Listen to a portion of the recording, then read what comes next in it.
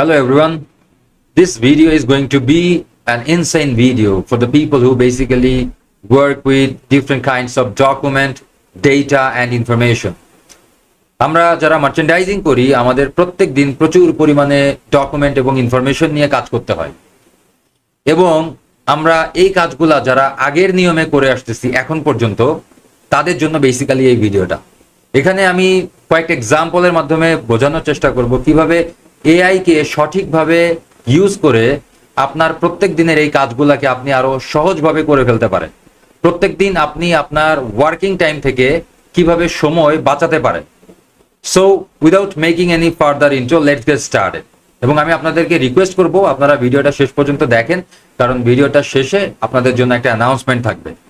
So এখানে আমি প্রথম যে এক্সাম্পল সেটা আমি আপনাদেরকে দেখাচ্ছি যে এখানে দুইটা ডকুমেন্ট আছে, একটা হচ্ছে ইনভয়েস আর একটা হচ্ছে বিসিইউ শিট। সো আমি আপনাদেরকে ইনভয়েসটা একটু ওপেন করে দেখাই। দেখেন এই ইনভয়েসের মধ্যে অনেকগুলা পিও নাম্বার আছে। এই যে এখানে পিও নাম্বার আমরা দেখতে পাচ্ছি। আমি এটা একটু হাইলাইট করে দেখাই আপনাদের। ইনভয়েসের মধ্যে অনেকগুলা পিও নাম্বার আছে। এই ইনভয়েসের এই পিও নাম্বার গুলাকে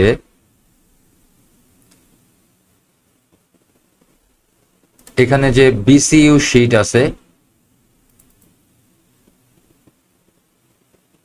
সেই বিসিইউ শিট থেকে খুঁজে বের করতে হবে।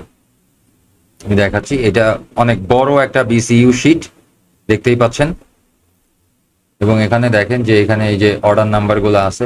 সো আমাদের ইনভয়েসের যেই অর্ডার নাম্বারগুলো আছে এখানে, এই ইনভয়েসের অর্ডার নাম্বারগুলোকে বিসিইউ শিট থেকে খুঁজে বের করতে হবে। সো এটা ইউজুয়ালি আমরা কিভাবে করি যে ইনভয়েসের এখান থেকে আমরা অর্ডার নাম্বারগুলো নিয়ে বিসিইউ শিটে সার্চ করি, করে একটা একটা করে খুঁজে বের করে তারপর মার্ক করি বা যেভাবে আমরা আইডেন্টিফাই করতে চাই সেভাবে করে রাখি। এটার বাইরে যদি আরেকটা ওয়ে বলি সেটা হচ্ছে যারা অনেক বেশি এক্সেলে এক্সপার্ট, যারা এক্সেলের ফর্মুলা জানে, ফরম্যাটিং করতে পারে, তারা সেই ফরম্যাটিং এর মাধ্যমে ইনভয়েসের পিও শিটগুলা, পিও নাম্বারগুলা, ইনভয়েসের এই পিও নাম্বারগুলা বিসিইউ শিট থেকে খুঁজে বের করতে পারবে। বাট সেটার জন্যও ইনভয়েস থেকে যে পিও নাম্বারগুলো আছে সেই পিও নাম্বারগুলোকে প্রথমে এক জায়গায় লিস্ট ডাউন করতে হবে। সেই লিস্ট ডাউন করে তারপর সেটাকে একটা ফরম্যাটিং এর মধ্যে ফেলে দেন হচ্ছে এই বিসিইউ শিট থেকে সেই পিও গুলা খুঁজে বের করতে হবে। বাট এটা আমরা এআই ইউজ করে কিভাবে সহজে করতে পারি সেটা আমি আপনাদেরকে দেখাবো। আমি এখানে একটা এআই টুল ক্লাউড ইউজ করতেছি।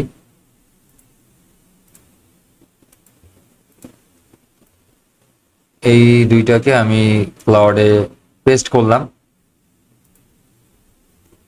এবার আমি এখানে ওকে একটা ইনস্ট্রাকশন দিব, please find all the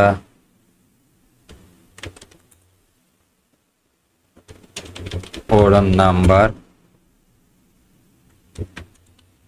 from the invoice in BCU sheet and mark them with a column.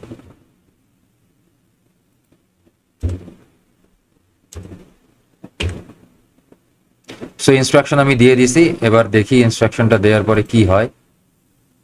Let's wait.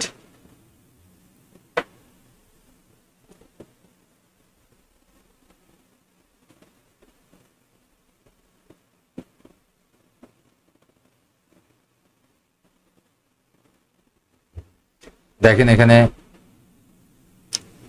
AI already কাজ করা স্টার্ট করে দিছে।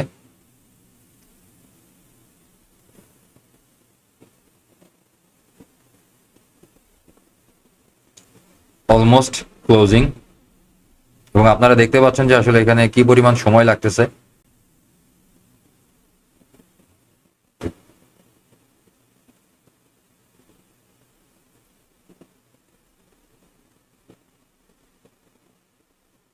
So it's almost done. Okay, it's almost done. এখানে দেখেন এই যে বিসিইউ শিটটা ও এখানে নতুন করে দিয়ে দিছে, এখান থেকে আমরা ডাউনলোড করতে পারবো। অলমোস্ট এটা ডাউনলোড হয়ে গেছে এবং এই যে সাইডে এটা দেখাচ্ছে। তো দেখেন এখানে কিন্তু ওই ইনভয়েসের যে অর্ডার নাম্বারগুলা সেইগুলা কিন্তু সে বিসিইউ শিটের মধ্যে মার্ক করে ফেলছে অলরেডি। যে সো এই কাজটা আমরা যারা ম্যানুয়ালি করি নর্মালি, এটা মিনিমাম এখান থেকে 15 থেকে 20 মিনিটের একটা কাজ, যেটা এআই ইউজ করে 2 মিনিটের মধ্যে কাজটা আমরা করে ফেললাম। সো এটা হচ্ছে এআই এর একটা অ্যাডভান্টেজ। আমরা যদি এআই কে সঠিকভাবে ব্যবহার করতে পারি তাহলে কিন্তু আমরা এভাবে অনেক ধরনের কাজ আছে যেই কাজগুলোকে আরো সহজভাবে করতে পারবো। সো আপনারা ভিডিওটা শেষ পর্যন্ত দেখেন, আপনাদের জন্য একটা অ্যানাউন্সমেন্ট থাকবে। এ ধরনের আরো অনেক কাজ নিয়ে আমরা সামনে আসব আপনাদের জন্য।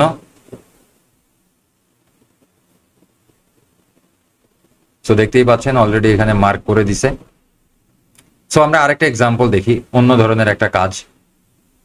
সেটা হচ্ছে আমরা মার্চেন্ডাইজিং এ আমাদের প্রত্যেক দিন প্রচুর পরিমাণে টেক প্যাক নিয়ে কাজ করতে হয়।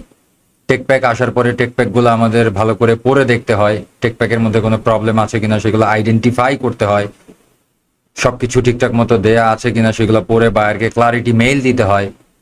সো এই টেক প্যাকের একটা এক্সাম্পল যদি আমরা দেখতে চাই তাহলে আমি এখান থেকে একটা টেক প্যাক ক্লাউড এআই এর মধ্যে আপলোড করে দিলাম। এবার ক্লাউডকে আমি ইনস্ট্রাকশন দিব,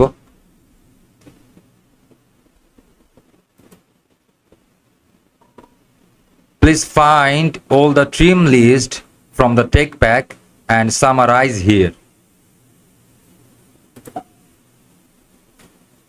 সো আমি ওকে ইনস্ট্রাকশন দিয়ে দিছি। লেটস সি ক্লাউড আমাদেরকে কি রেজাল্ট দেয়। এখানে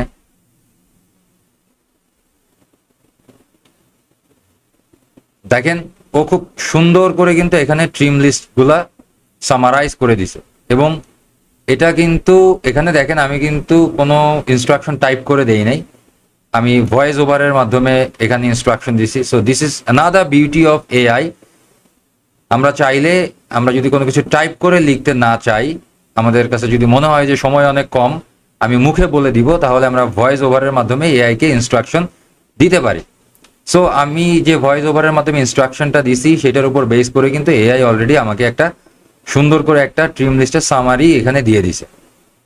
এখন যদি আমি এই টেক প্যাকের উপরে আরো কিছু জানতে চাই, যে আমি ফর এক্সাম্পল আমি টেক প্যাকটা পড়ে দেখি নাই, কিন্তু আমি জানতে চাচ্ছি যে এই টেক প্যাকের মধ্যে কি কি প্রবলেম আছে, কোন ধরনের জিনিসের উপরে আমার ক্লারিটি চাইতে হবে বাইরের কাছে। সো এই ধরনের কোনো যদি আমি কিছু জানতে চাই সেটার জন্য আমি একটা ইনস্ট্রাকশন দিচ্ছি।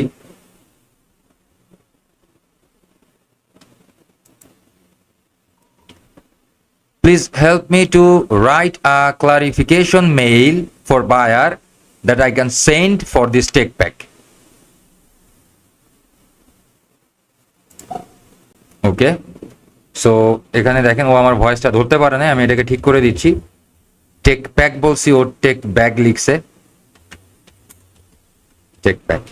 ওকে, সো লেটস সি আমি বায়ারকে পাঠাবো এরকম একটা ক্লারিফিকেশন মেইলের জন্য, ওর কাছে আমি হেল্প চাইছি। লেটস সি এআই আমাদেরকে কি দেয়। এআই ইউজ করার ক্ষেত্রে একটা ব্যাপার হচ্ছে যে এআই কে অন্ধের মতো বিশ্বাস করা যাবে না। ইটস কাইন্ড অফ আমাদের টিমে যখন লোকজন থাকে তখন আমরা টিমের লোকজনকে যখন কোনো একটা কাজ করতে বলি, সে কাজটা করে আনার পরে আমরা সেটাকে রিভিউ করি, ভেরিফাই করি, তারপরে আমরা ফাইনাল ডিসিশন দিই। সো এআই হচ্ছে আমাদের এরকম পার্সোনাল অ্যাসিস্ট্যান্ট। সো এই পার্সোনাল অ্যাসিস্ট্যান্ট ও যা আমাদেরকে দিচ্ছে এটাকে অন্ধের মতো বিশ্বাস করে সরাসরি বায়ারকে দিয়ে দেওয়া যাবে না বা ডিসিশন মেক করা যাবে না, এটাকে একটা রিভিউ এর মধ্যে দিয়ে বা ভেরিফিকেশনের মধ্যে দিয়ে যাইতে হবে।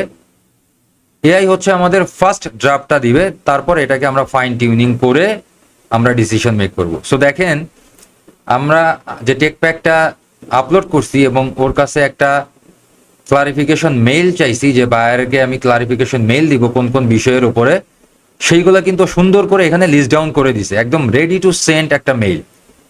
দেখেন এখানে fabric swatch mismatch, technology main material ফিল্ডসে কি সমস্যা সেটা লিখছে, চেস্ট প্রিন্টের ডাইমেনশন নিয়ে লিখছে, জিপার লেন্থ গ্রেডিং নিয়ে লিখছে।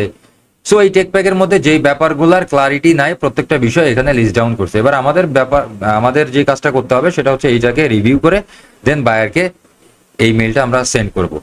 So this is the beauty of AI, যে এআই আমাদেরকে আমাদের যে ড্রাফট প্রাইমারি কাজটা এটা অনেক বেশি সহজ করে দিচ্ছে। সো যারা ভিডিওটা শেষ পর্যন্ত দেখলেন তাদেরকে অসংখ্য ধন্যবাদ, এবং আমি আপনাদেরকে রিকোয়েস্ট করব ভিডিওটা শেয়ার করে দেন, যাতে করে যারা এখন পর্যন্ত ভিডিওটা দেখে নাই তারা দেখতে পারে।